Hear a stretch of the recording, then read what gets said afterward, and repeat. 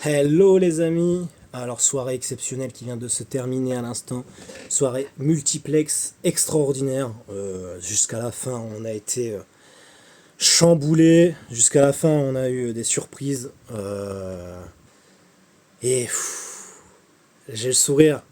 Vous vous en doutez, c'est pas pour PSG Newcastle. C'est pas pour le 1-1. C'est pour le but de Trubin. Le but de Befinka. Le 4-2 qui vient du coup à la différence de but. À la toute dernière seconde, Befinka qui vient, du coup, grâce à ce quatrième but face au Real de Madrid, sortir l'Olympique de Marseille de la Ligue des Champions. Let's go!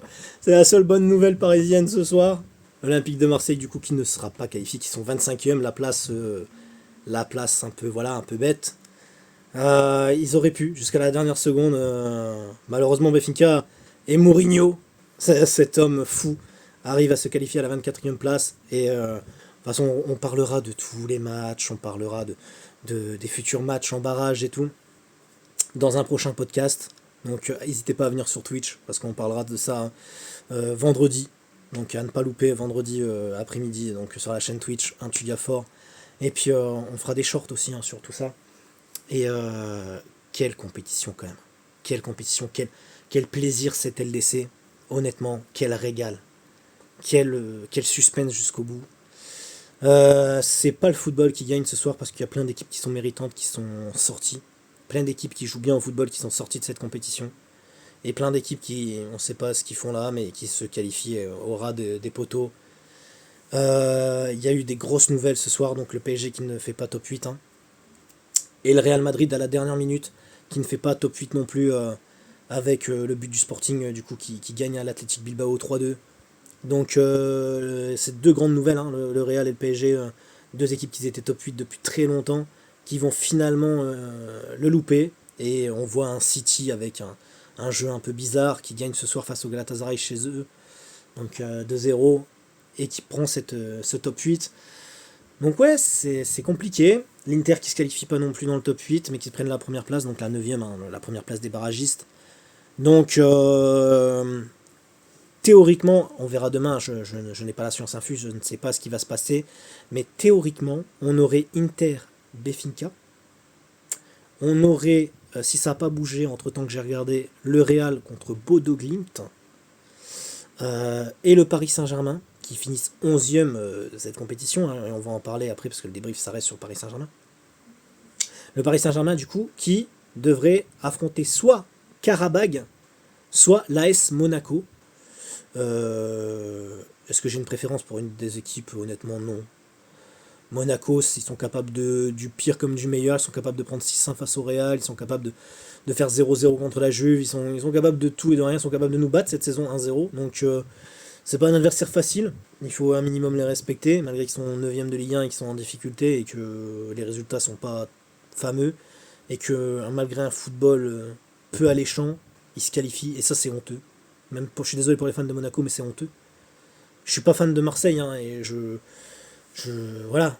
Mais Marseille méritait pour l'ensemble de sa Ligue des Champions, sur tout l'ensemble des 8 matchs, Marseille méritait la place de Monaco. Et c'est un fan parisien qui vous le dit. Donc ce soir, le constat c'est que Paris et Monaco se qualifient, en barrage les deux, malheureusement, avec possibilité de s'affronter. Et ça, c'est pas beau pour le football français, parce que s'ils s'affrontent, ça voudrait dire que potentiellement on aurait bien sûr une équipe en huitième de finale. En 16e quoi. Mais et deux au barrage, donc 32e. Marseille qui du coup ne joue plus d'Europe.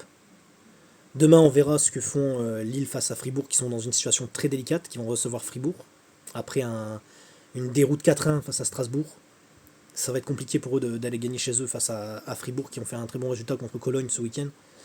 Donc je regarderai le match, honnêtement je vous donnerai peut-être mon avis en short ou quoi, donc n'hésitez pas à vous abonner, à regarder les shorts. C'est un format qui a l'air de vous plaire. Et puis on a Lyon qui est qualifié, donc ça on aura de la Ligue Europa avec Lyon. Lyon qui vont essayer de garder leur première place chez eux en affrontant le PAOK, donc on regardera ça aussi demain à 18h45 je crois.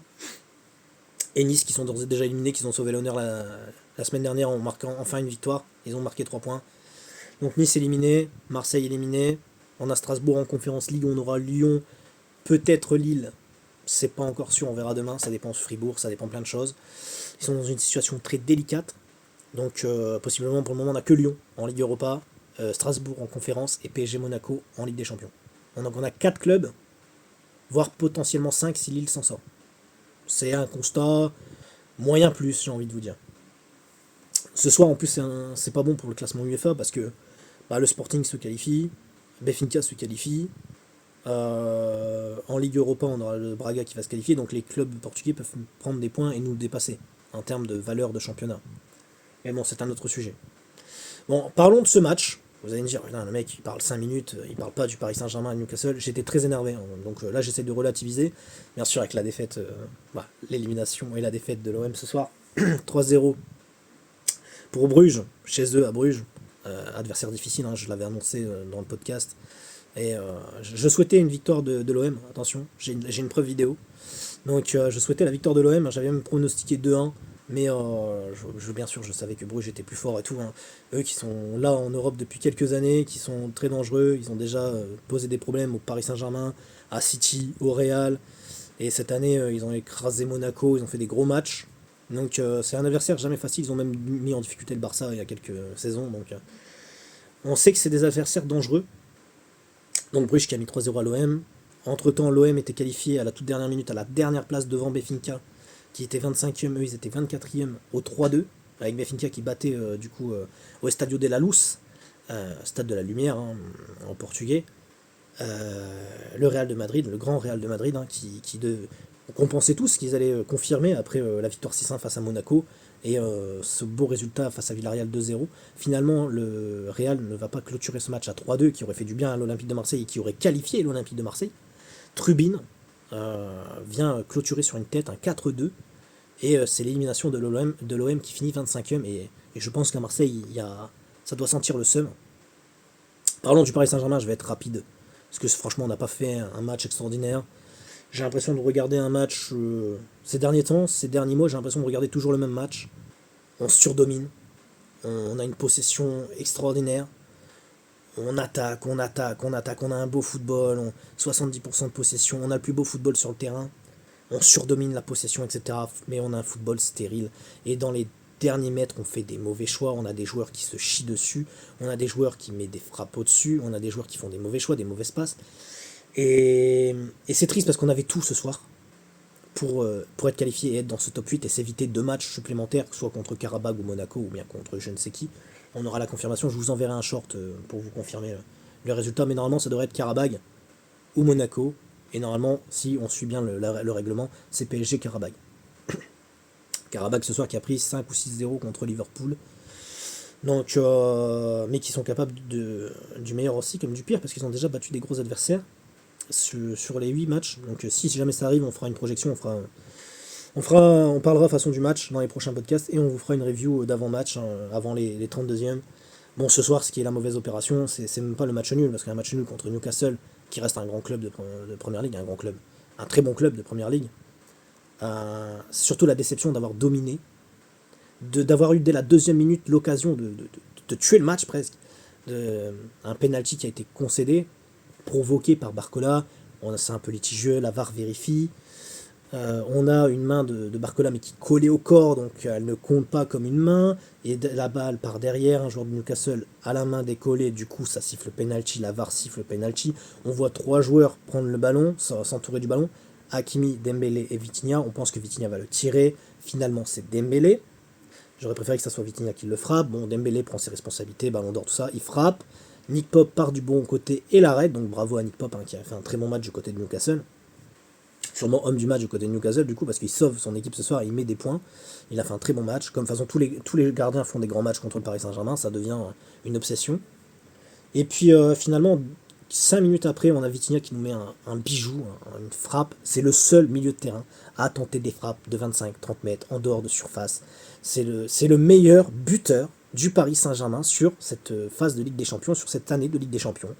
Alors qu'on a Ousmane Dembélé qui demande une prolongation à plus de 30 millions, on a du Gvara, on a du Barcola, on a du Désiré Doué, on a tous ces grands joueurs, on a Gonzalo Ramos qui est notre numéro 9, et c'est un milieu de terrain qui met 5 buts en 8 matchs. Et il aurait pu mettre un doublé ce soir avec le penalty. J'aurais bien voulu voir ça, honnêtement. Bon, du coup, on loupe ce penalty, on marque un 0, on surdomine, et on se fait piéger comme des cons Voilà, comme des gros cons même. Pendant 40 minutes, on voit pas Newcastle sur le terrain. Safonov fait un match sérieux, il a un petit arrêt à faire, il l'arrête, il le fait. Et puis sur l'action du but, à la 45e, qu'est-ce qui se passe? Je vais vous le dire. À quelques secondes avant la mi-temps, on est bien, on a un 0, on est qualifié, blablabla, on est top 8, blablabla. On a un coup franc, un coup de pied arrêté. On l'avait annoncé, c'était le point fort de Newcastle. Hein. C'est Golgoth, ils font tous 1m90 dans cette équipe et nous on est des nains à côté. T'as l'impression de voir David contre Goliath. Physiquement, ça nous mange. C'est horrible. C'est la puissance de la première ligue, c'est la puissance. Ça joue physiquement, intense comme ça. On n'a pas été mauvais quand même dans les duels, mais il y a manqué d'intensité ce soir. On a été bon sur les récupérations hautes, mais il n'y a pas eu assez d'intensité. Niveau projection, je trouve que nos joueurs ont trop freiné, trop d'hésitation dans les derniers instants. Mais bon, à part ça, du coup, on a ce but. Coup franc. Marquinhos qui gagne son duel de la tête, mais qui met la balle en arrière. Et finalement, aucun joueur ne s'y attend du Paris Saint-Germain, parce que tout le monde voit Marquinhos gagner le duel de la tête. On se dit, il va mettre la balle en avant. Sauf que ça part sur l'arrière de sa tête, ça va derrière. Tout le monde est un peu abasourdi, tout le monde regarde le ballon. Et finalement, entre Nuno Mendes qui reste statique, Vitinha qui est de dos au ballon, qui regarde le but, on ne sait pas ce qu'il fait sur l'action, et t'as Willock qui surgit, qui nous met une petite tête, côté opposé, c'est bien fait, et puis Safonov qui peut rien faire, pourtant il part du bon côté, il a 2 doigts d'effroler le ballon, mais il aurait sorti ce but. Safonov aurait été l'héros de ce match. Donc 1-1, on commence la seconde mi-temps, sachant qu'on a eu aussi en première mi-temps un truc qui moi m'énerve, et je vais revenir dessus. Vara qui est blessé, on perd encore un joueur sur un tacle dégueulasse en Ligue des Champions, on revit la même chose que face au Bayern, où on perd Hakimi pendant 2 mois, où on a failli le priver de Cannes avec le Maroc, et où il est revenu, il a dû louper les matchs de poule, et il a joué que la phase finale avec le Maroc, et encore sur un pied. Hakimi qui a fait un bon match ce soir, malgré le manque de rythme, et il retrouve le rythme petit à petit, mais on voit que c'est pas le même Hakimi depuis sa blessure, hein, il faut lui laisser un petit peu de temps, ce qui est normal. Même s'il a été intéressant, et que ça fait du bien de le revoir à ce poste-là, parce que du coup on voit Zaïre Emery qui est plus haut. Ça c'est des bonnes nouvelles pour le Paris Saint-Germain. Et donc Vara qui est blessé sur l'entorse, la cheville qui est retournée, pétée. Et moi ça commence à m'énerver, ce genre de fait de jeu, ça commence à vraiment m'exaspérer. On devrait avoir une règle dans l'UEFA et dans le football où tu blesses un joueur, tu blesses son intégrité physique. Que ce soit fait exprès ou non, ça doit être rouge. Tu sors un joueur du terrain, bah tu sors. Tu fais une faute, un tacle dégueulasse, engagé, poussé, je m'en fous. Tu touches pas le ballon, tu blesses le joueur adverse. Le joueur adverse sort sur civière ou sort, même si c'est 2 minutes après, même s'il y a eu jaune, etc., que l'arbitre il met jaune, tu remets une VAR, tu sors l'attaquant. Normalement, c'est un 11 contre 10. Anthony Elanga qui prend le jaune devait être sorti. D'ailleurs, très bon management de Eddie Howe, l'entraîneur de Newcastle, qui a sorti Elanga et qui a sorti un autre joueur, un autre attaquant, celui côté droit. Miley, ou je crois, un truc comme ça. Il a sorti Willock et Elanga. Il a sorti Willock, le buteur, et il a sorti Elanga qui était sous quasiment carton rouge. Et donc, il fait rentrer Barnes et il fait rentrer Anthony Gordon, qui ont fait 20 minutes exceptionnelles, les 2 meilleurs buteurs de Newcastle, et on a de la chance ce soir de ne pas se faire doubler le cul et de ne pas prendre un 2-1. Après, de toute façon, on aurait pris le 2-1, on aurait perdu une place de plus, Newcastle aurait pris le top 8. Non, de toute façon, on finit dans une place de con avec Newcastle derrière nous, donc on est tous les deux des cons. Voilà. On verra qui on tape au barrage. Beaucoup de seum en tout cas. Safonov qui a fait un arrêt exceptionnel, un moment réflexe, qui a été intéressant. On a failli avoir le 2-1 et ça n'aurait pas été le même débrief encore. On aurait perdu 2-1 chez nous, parce que les 20 dernières minutes, on n'a rien fait. Les 20 dernières minutes, à partir du double changement de Newcastle où ils rentrent leurs 2 attaquants, Anthony Gordon mange notre côté gauche.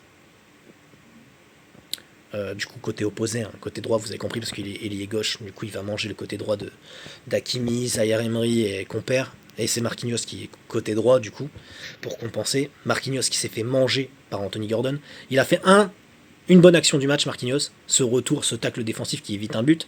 Et puis quelques minutes après, on a encore une autre action de Anthony Gordon où un joueur de Newcastle est à deux doigts de reprendre au second poteau tout seul avec Marquinhos qui est aux fraises, et puis Safonov qui est trompé, et heureusement que le joueur de Newcastle ne cadre pas, et met sa frappe à l'extérieur, dans le petit filet extérieur. Donc on s'évite le 2-1, on pousse à la fin un petit peu, encore des mauvais choix, Dembélé qui met des tirs au pigeon, Barcola qui a joué 65 minutes avant d'être remplacé en seconde mi-temps. Pour moi, il n'a pas fait un bon match et il me frustre tellement ce garçon parce qu'il a un potentiel, tu le vois, il est tellement rapide, il pousse tellement bien et à chaque fois, il manque cette passe et je me répète de débrief en débrief et j'en ai marre, il loupe ses passes, il loupe ses tirs. Quand il faut tirer, il passe, quand il faut passer, il tire. À un moment donné, sur une touche, on a failli avoir une touche décisive, vous voyez l'action pour ceux qui ont vu le match, une touche, ça lobe, la touche lobe les défenseurs de Newcastle, Barcola est tout seul, il veut mettre une aile de pigeon pour contrôler ou je sais pas quoi, il perd le ballon, les défenseurs reviennent et c'est une action gâchée, il aurait pu partir au but tout seul et peut-être marquer. Donc il a été remplacé par Désiré Doué. Non, j'ai des bêtises. Il a été remplacé par Gonzalo Ramos, pardon. Parce que je viens de Désiré Doué, j'y pense, en fait mon cerveau est déjà dans la projection. Donc Désiré Doué, on va en parler. Donc Gonzalo Ramos qui est rentré, qui prouve encore une fois que dans les grands matchs il n'est pas là. En Ligue des Champions il n'est pas là. C'est ce moment-là, mon garçon, qu'il faut rentrer et marquer un but. C'est pas contre Nice à la 91e, même si c'était important et même si on t'a félicité, et même si tu stats et même si tu mets tes petits buts, déjà t'as pas la confiance d'Enrique en tant que neuf titulaire, et quand on te la donne, tu saisis pas ta chance contre Auxerre, donc t'es clairement pas l'attaquant de pointe, et il faudrait peut-être prévoir un départ pour avoir un vrai numéro 9 et un autre profil devant, un profil plus Luis Enrique compatible, comme Julián Alvarez, joueur de l'Atlético Madrid, ou même d'autres, hein, attention. Je suis un peu frustré. Moi, je suis content de ne pas voir Chevalier ce soir. J'ai vu un Safonov plutôt intéressant à revoir. Il revient de blessure, attention quand même. Donc, attention à ne pas trop forcer. Match intéressant. Et franchement, ça, que dire? Déjà, dans le choix de l'équipe, tu vois que Luis Enrique n'a plus confiance en Chevalier. Sur un 8ème match de Ligue des Champions, un match où tu joues ta qualif top 8, il te sort ton gardien qui est censé être ton gardien titulaire, c'est le gardien que tu as été chercher cet été, pour te mettre le numéro 2 depuis 2 ans. Derrière Donnarumma et derrière Chevalier qui, au final, est en train de postuler, est en train de prendre tout doucement la place de numéro 1. La défense classique, Marquinhos, Pacho, avec Hakimi et Nuno Mendes sur les côtés. Nuno Mendes, j'ai pas trouvé un match, il a toujours bon offensivement, mais un peu fébrile aujourd'hui. Je sais pas le Nuno Mendes de d'habitude. Bon, il a fait un match moyen, donc je mets un petit 5,5. Allez. Pacho, toujours le meilleur défenseur. Merci Pacho d'être là, putain. Toi, je te mets un 6,5, 7. T'es le meilleur joueur sur le terrain défensivement. T'es exceptionnel, Pacho. Tu rassures des défenses à toi tout seul. Safonov, je mets un petit 5 parce que sur le but, je sais pas s'il peut mieux faire. Ça à revoir. Je mets un petit 5, 5,5, allez. Côté Hakimi, match moyen, intéressant. Je mets quand même un petit 6. Même si il y a des moments, il m'a un peu frustré parce que j'aurais voulu qu'il frappe au lieu de faire des petites passes dans la surface. Pourquoi t'es côté droit? Pourquoi tu n'envoies pas une grosse frappe? Pourquoi tu tentes pas de mettre du danger sur le gardien? Le gardien peut peut-être repousser et remettre un ballon dans l'axe, je ne sais pas. Bref, j'espère qu'il va retrouver son niveau au fil des matchs, parce qu'après il y a une gestion de blessure aussi qui est compliquée, ça il faut pas l'oublier. João Neves, qui revient de blessure, qui joue déjà contre Newcastle et qui est déjà en chien, déjà qui va récupérer je ne sais pas combien de ballons, exceptionnel. Et encore, on se dit ce soir qu'il n'est pas au niveau, il n'a pas fait son meilleur match, et pourtant, il a été un des meilleurs Parisiens ce soir. Il a été très bon dans ce numéro 6. Et ça permet enfin à Vitinha d'être plus haut. Après, ils ont interverti dans le match. Hein. Vitinha était des fois un peu bas pour te contrôler le tempo, jouer en 6, blablabla. Mais dans les projections, ça permet à Vitinha d'être plus haut et de marquer. Comme ce premier but en première mi-temps. Ruiz qui n'était pas là, du coup blessé, on le sait toujours. Le troisième compère, c'était Zaïre Emery qui a fait un match hyper intéressant. Exceptionnel. Zaïre Emery qui nous prouve que sa place en Coupe du Monde est méritée. Il faut pas qu'il ralentisse le rythme, le gamin. Il est exceptionnel en cette saison. Honnêtement, il est à 30 de nous convaincre. Latéral droit, milieu droit, il est exceptionnel. Gvara qui était le meilleur parisien, qui était hyper intéressant côté droit. Lui qui mérite son côté gauche devant Barcola, clairement. Mais qui était à droite à la place de Doué. Donc enfin Doué un peu benché. Il va falloir que ça continue comme ça pour pouvoir le provoquer, peut-être pouvoir le réveiller. Luis Enrique a peut-être fait ça pour le réveiller. Du coup, blessure de Gvara dégueulasse. Du coup, ça aurait peut-être mérité un rouge, ça aurait pu échanger le match. Du coup, Doué qui rentre, qui joue 60-70 minutes après la blessure de Gvara, et qui, au final, n'a rien proposé. Des gris-gris, des frappes au-dessus, des mauvais choix. Très mauvais match de Doué. Ce soir, j'ai aucune pitié envers lui, je mets un 4/10.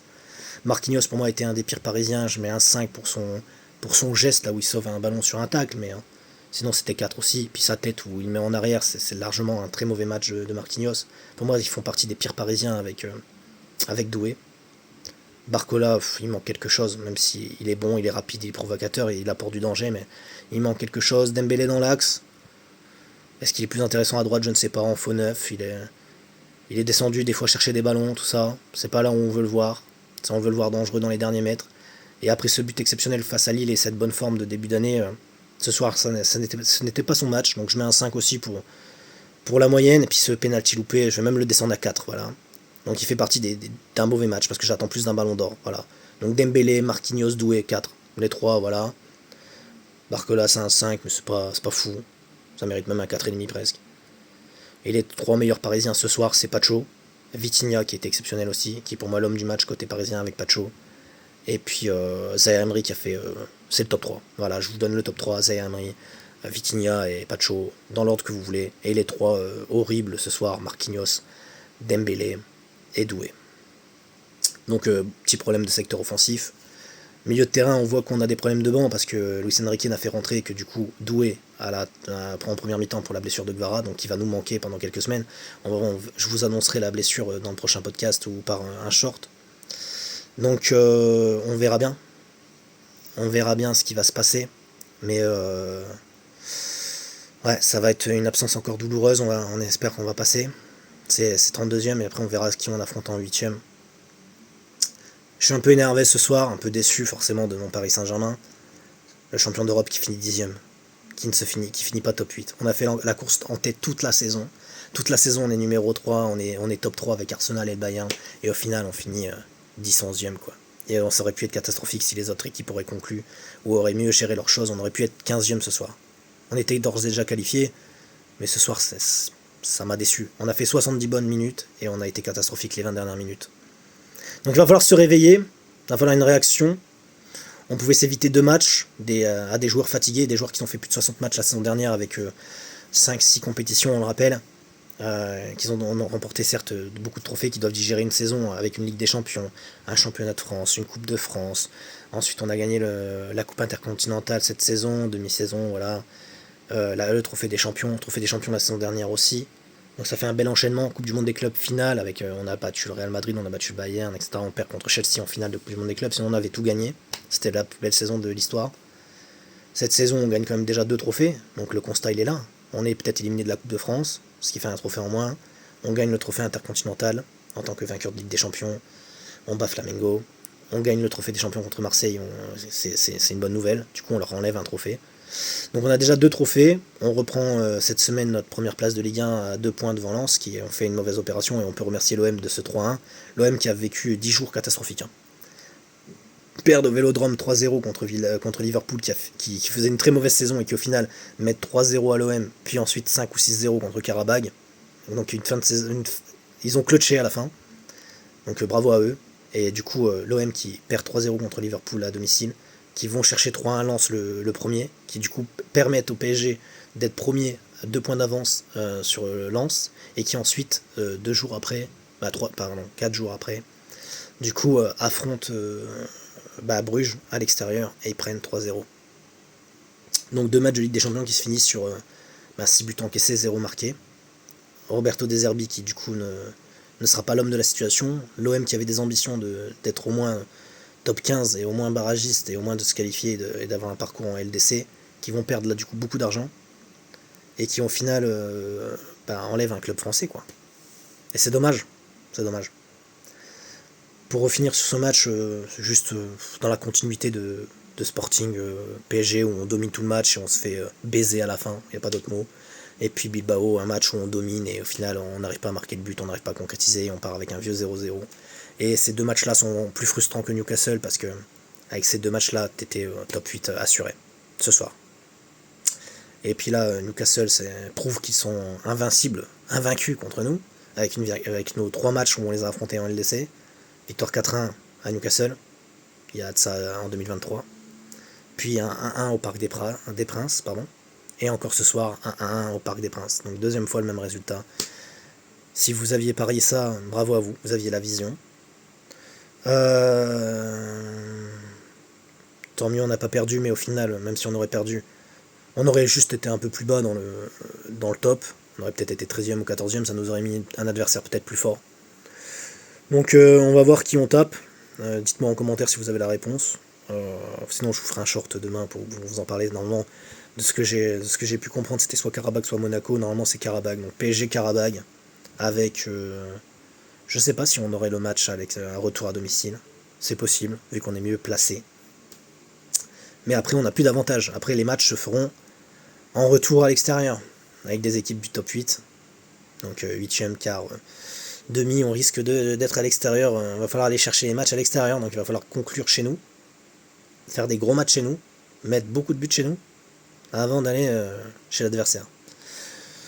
Va falloir se réveiller, on a le mercato hivernal qui n'est pas fini, on verra si on est encore actif, ça m'étonnerait. On a juste été chercher Drew Fernandez, ça va renforcer un peu ce milieu, parce que ce milieu, on voit que dès que Ruizman, Neves, là qui manquait ces derniers mois, on voit que sans ce top 3 vraiment fixe, Ruiz, Vitinha, Neves, c'est compliqué. Là, avec le retour d'Hakimi, on va pouvoir avoir Zaï Emery qui rentre dans la rotation et du coup une vraie concurrence et avoir un vrai top fort.